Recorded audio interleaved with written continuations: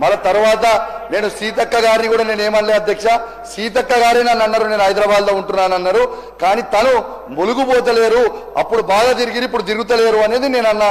దాని తప్పితే నేను మంత్రిగా ఉండి కానీ నేను తప్పితే దాన్ని బట్టి ఏమనలే అధ్యక్ష. అధ్యక్ష ఇలా అప్పుడు ఇప్పుడు ఎప్పుడు ప్రజాక్షేత్రంలో ఉండే మనుషులు నిన్న కాక మొన్ననే పోయొచ్చినాము. కాకపోతే అసెంబ్లీ నడుస్తుంది కాబట్టి ఒక మినిస్టర్గా నేను కూడా ప్రిపేర్ కావాల్సినటువంటి అవసరం ఉంది కాబట్టి ఈ టైంలోనే ఇక్కడ ఉంటాం. కాబట్టి నన్ను తిరుగుతలేదంటే మరి నువ్వెంత తిరిగినావు నేనెంత తిరిగినావు, ఒకసారి మీ ఏరియాకు నేను వస్తా, మా ఏరియాకు నువ్వు కూడా రా.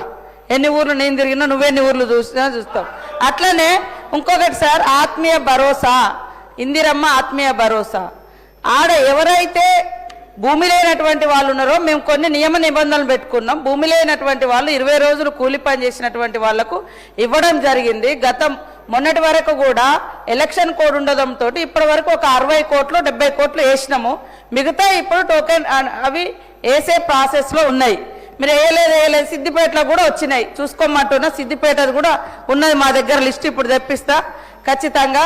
కాబట్టి మీ హయాంలో 500 కోట్ల ఆసాంలకు రైతు బంద్ వేసారు, గుట్టల కేసులు పుట్టల కేసులు. పేదోళ్ళ గురించి ఒక్క రోజున ఆలోచించి, పేదోళ్ళ గురించి ఒక్క రోజున ఆలోచించిరా?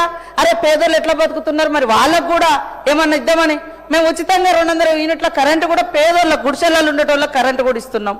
500 భారం తగ్గించి 500కే దేశంలో ఎవరు ఇయ్యని విధంగా గ్యాస్ ఇస్తున్నాము. పేద బిడ్డలకే ఎర్ర బస్సులు ఫ్రీగా చేయడం జరిగింది.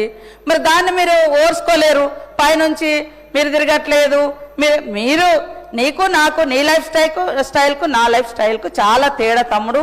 కాబట్టి వాస్తవాలు తెలుసుకొని మాట్లాడాలని కోరుతాను.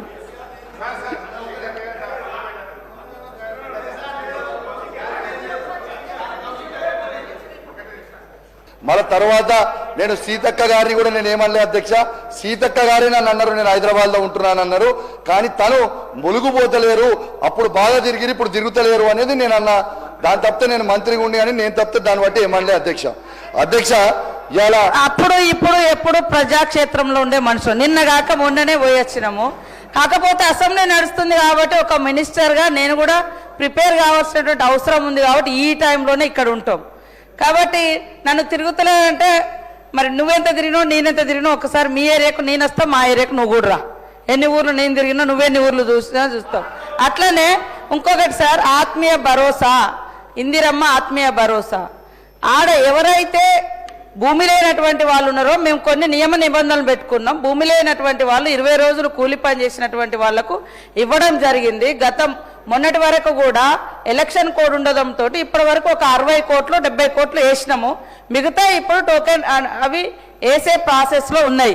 మీరు వేయలేదు సిద్దిపేటలో కూడా వచ్చినాయి, చూసుకోమంటున్నా. సిద్దిపేట కూడా ఉన్నది మా దగ్గర, లిస్ట్ ఇప్పుడు తెప్పిస్తా ఖచ్చితంగా. కాబట్టి మీ హయాంలో 500 కోట్ల ఆసాంలకు రైతు బంద్ వేసారు, గుట్టల కేసులు పుట్టల కేసులు. పేదోళ్ళ గురించి ఒక్క రోజున ఆలోచించి, పేదోళ్ళ గురించి ఒక్క రోజున ఆలోచించిరా? అరే పేదోళ్ళు ఎట్లా బతుకుతున్నారు, మరి వాళ్ళకు కూడా ఏమన్నా ఇద్దామని మేము ఉచితంగా 200 యూనిట్ల కరెంటు కూడా పేదోళ్ళ గుడిసెలలో ఉండేటోళ్ళకి కరెంటు కూడా ఇస్తున్నాం. 500 భారం తగ్గించి 500కే దేశంలో ఎవరు ఇయ్యని విధంగా గ్యాస్ ఇస్తున్నాము. పేద బిడ్డలకే ఎర్ర బస్సులు ఫ్రీగా చేయడం జరిగింది. మరి దాన్ని మీరు ఓర్చుకోలేరు, పైనుంచి మీరు తిరగట్లేదు. నీకు నాకు నీ లైఫ్ స్టైల్కు నా లైఫ్ స్టైల్కు చాలా తేడా తమ్ముడు. కాబట్టి వాస్తవాలు తెలుసుకొని మాట్లాడాలని కోరుతాను.